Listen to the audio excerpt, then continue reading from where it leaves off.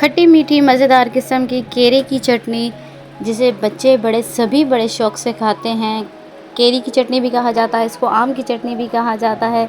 हर किसी को पसंद होती है, लेकिन कुछ लोग इसको बनाने से थोड़ा सा कतराते हैं कि शायद ये बनानी बड़ी मुश्किल है, जबकि इसको बनाना बहुत ही आसान 10 मिनट का काम है। आप इसको बनाकर मज़े से इसको स्टोर कर सकते हैं, खा सकते हैं, अपने नाश्ते एंजॉय कर सकते हैं, अपने स्नैक्स आइटम इसके साथ एंजॉय कर सकते हैं, अपने दस्तरखान की शान बढ़ा सकते हैं सिर्फ 10 मिनट की मेहनत से। जी हाँ, आज की वीडियो में देने वाली हूँ आपको इतना भी आसान तरीका कि आप आम की चटनी पूरा साल अपने घर से ख़त्म नहीं होने देंगे।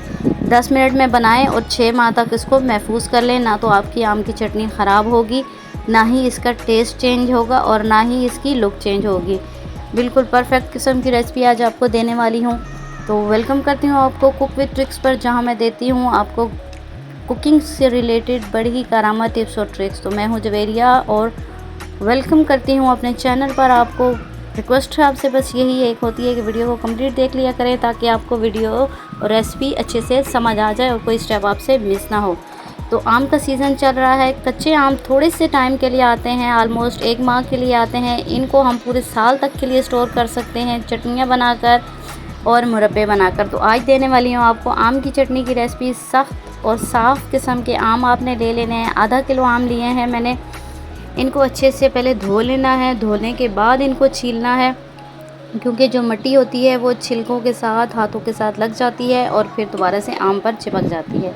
इसलिए अच्छे से पहले इसको वॉश करना है, फिर इसको हमने पीलर से छील लें, छुरी से छीलें, बहुत आसानी से छीले जाते हैं। और फिर हमने इसको लंबी काशों में काट लेना है, जैसा कि आप देख सकते हैं इस वीडियो में मैं आपको काट कर भी दिखा रही हूँ। कुछ लोग इसके बिल्कुल छोटे छोटे पीसेस कर देते हैं, जो कि बहुत ही ज़्यादा गल जाते हैं और वो बिल्कुल मिक्सअप हो जाते हैं। चटनी की लुक अच्छी नहीं आती। टेस्ट पे शायद कोई इतना फ़र्क ना पड़ता हो, लेकिन लुक भी हमें बिल्कुल परफेक्ट चाहिए और टेस्ट भी बिल्कुल परफेक्ट चाहिए। तो उसके लिए आज आपको दे रही हूँ टिप्स, कटिंग की भी और उसकी कुकिंग की भी। तो देखिए, लंबी काशों में मैंने इसको काट लिया है। इस तरह से गल भी जल्दी जाएंगी और आपकी चटनी बहुत ही मज़ेदार किस्म की और ख़ूबसूरत लगेगी देखने में भी।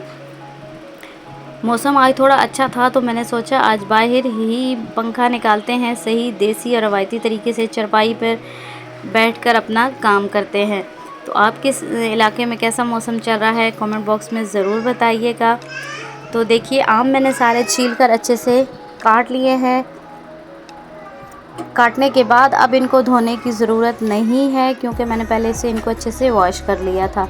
अब इसके ऊपर डालेंगे हम चीनी। तो यहाँ पर सवाल ये अक्सर होता है कि चीनी कितनी डालनी है। आपने आम को मैयर कर लेना है छीलने के बाद, काटने के बाद किसी बाउल में। अगर आपके पास जो भी बाउल, मैयरिंग बाउल है, वो एक पूरा भरा हुआ है, तो आपने 3/4 उसके चीनी लेनी है, यानी उसके थोड़ा कम क्वांटिटी में चीनी लेनी है। अगर आप ज़रा तीखी या खट्टी चटनी चाहते हैं तो चीनी की मिकदार थोड़ी और कम कर देंगे। 1 टीस्पून इसमें काली मिर्च जाएगी, 1 टीस्पून इसमें काला नमक जाएगा, 1 टीस्पून इसमें चाट मसाला जाएगा और ½ टीस्पून इसमें रेड चिली पाउडर जाएगा टेस्ट के लिए और कलर के लिए। आप चाहें तो इसमें जो कश्मीरी लाल मिर्च होती है वो भी यूज़ कर सकते हैं। अच्छे से इसको मिक्सअप करेंगे और इसको आप साइड पे कर देंगे। इस तरीके से क्या होगा कि आपकी चीनी बहुत अच्छे से आम के अंदर जज़्ब हो जाएगी, खट्टा मीठा सा टेस्ट मिक्सअप हो जाएगा। और सबसे आसान और क्विक तरीका भी यही है चटनी बनाने का। एक और तरीके से भी मैं चटनी बना चुकी हूँ अपने चैनल पर, उसकी रेसिपी दे चुकी हूँ। आप चैनल को सब्सक्राइब करके उस तरीके से भी देख लें। जो तरीका आपको आसान लगे आप बना सकते हैं। तो चलिए चलते हैं अगले स्टेप की तरफ। 3 से 4 टेबलस्पून मैंने लिया है सरसों का तेल। आप चाहे तो कोई भी सभी कुकिंग ऑयल ले सकते हैं, लेकिन सरसों के तेल की खुशबू इस चटनी में ज़्यादा अच्छी लगती है।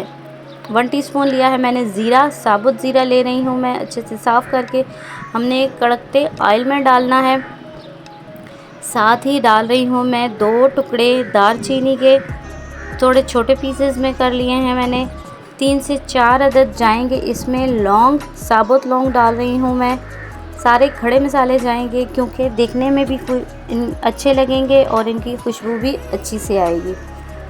अब हमने इनको कर लेना है हल्का सा फ्राई। और यहाँ पर एक चुटकी मैं डाल रही हूँ ऑरेंज फूड कलर। आप चाहें तो इसको स्किप भी कर सकते हैं, लेकिन इससे बहुत अच्छा सा और बढ़िया सा कलर आने वाला है हमारी चटनी का, इसलिए इसको स्किप ना ही करें तो बेहतर होगा। अगर आपके घर में इलायची पसंद की जाती है तो यहाँ पर आप सब्ज़ इलायची भी डाल सकते हैं, 1 से 2 अदद। चीनी और आम का जो मिक्सचर हमने तैयार किया था वो हमने डाल देना है, चम्मच की मदद से इसको मिक्स करना है। आप देखेंगे कि जैसे जैसे ये गर्म होते रहेंगे खुद ही चीनी मेल्ट हो रही है, आम भी पानी छोड़ रहे हैं और चीनी भी मेल्ट होकर शीरा सा बन रहा है। आंच हमने थोड़ी सी तेज़ कर देनी है ताकि इसको जल्दी से बॉयल आ जाए, और साथ ही इसमें मैं डाल रही हूँ आधा कप पानी, ताकि हमारे आम जो हैं जल्दी से गल जाएं। पानी आपने ज़्यादा नहीं डालना, वरना आपको फिर बहुत ज़्यादा इसको पकाना पड़ेगा, पानी खुश्क करना पड़ेगा, और उस चक्कर में आपके आम जो हैं ज़्यादा गल जाएंगे और उनकी शेप जो है वो ख़राब हो जाएगी, चटनी की लुक अच्छी नहीं आएगी। छोटे छोटे से स्टेप्स होते हैं, इन पर ज़रूर गौर किया करें, इनको ज़रूर फॉलो किया करें, इन टिप्स और ट्रिक्स को। यहाँ पर इस पॉइंट पर हमने डाल देनी है इसमें 1 टीस्पून भर के कलौंजी देखने में बहुत खूबसूरत लगती है, इसको स्किप हरगिज़ मत कीजिएगा। आप चाहें तो इसमें 4 मगज़ भी डाल सकते हैं, उसका टेस्ट और कलर और ज़्यादा अच्छा आएगा। इसको बॉयल आ चुका है, अब हमने इसको कर देना है, ढक देना है, और इसका जो फ्लेम है वो हमने लो कर देना है 8 से 10 मिनट तक के लिए, जिसमें कि हमारे आम जो हैं बहुत अच्छे से टेंडर हो जाएंगे, बहुत सॉफ्ट हो जाएंगे, और हमारा पानी भी जो है वो खुश्क हो जाएगा। अगर आपको लगे कि चटनी बहुत ज़्यादा पतली है तो 2 मिनट आप ढक्कन खोलकर इसको पका सकते हैं, आंच थोड़ी सी तेज़ करके, ताकि पानी थोड़ा सा खुश्क हो जाए। लेकिन यहाँ एक बात मैं आपको बताती चलूँगी, यहाँ पर इसकी कंसिस्टेंसी जब आपको रनी लगेगी तो वही चटनी आपकी परफेक्ट होगी, क्योंकि ठंडी होने के बाद ये थिक हो जाती है।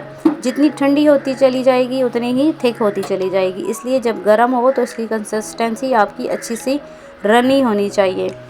जब हमारी चटनी आलमोस्ट तैयार हो जाएगी तो फिर हमने इसके ऊपर डाल देने हैं सफ़ेद तिल। सफ़ेद तिल हमने पहले क्यों नहीं डाले, क्योंकि अगर हम पहले डाल देते हैं सफ़ेद तिल तो वो पानी में फूल जाते हैं और उनकी लुक ख़राब हो जाती है, हमारी चटनी की जो लुक है वो भी उसे डिस्टर्ब हो जाती है, इसलिए आपने तेल को बिल्कुल एंड पे डालना है। तो जनाब देखिए हमारी चटनी अल्हम्दुलिल्लाह बिल्कुल तैयार हो चुकी है। इसको थोड़ा सा ठंडा करेंगे और हम इसको कर लेंगे अपनी किसी भी खुश्क एयर टाइट बोतल में स्टोर। 6 से 7 माह के लिए आप इसको इजीली स्टोर कर सकते हैं फ्रिज में, फ्रीज़ करने की कोई ज़रूरत नहीं, आपकी फ्रिज में भी ख़राब नहीं होगी। कोई इसमें आर्टिफिशियल हमने मसाले नहीं डाले, कोई इसमें हमने इसको स्टरलाइज़ करने के लिए चीज़ नहीं डाली, लेकिन फिर भी इंशाल्लाह हमारी चटनी जो है ख़राब नहीं होगी। तो आई होप आपको मेरी टिप्स और ट्रिक्स अच्छी लगी होगी। वीडियो अच्छी लगे तो लाइक और शेयर ज़रूर करते जाइएगा, औरों की भलाई हो जाएगी। अपना रखिएगा बहुत सा ख्याल और मुझे रखिएगा दुआ में याद। अगली वीडियो तक दीजिए इजाज़त। अल्लाह हाफिज़।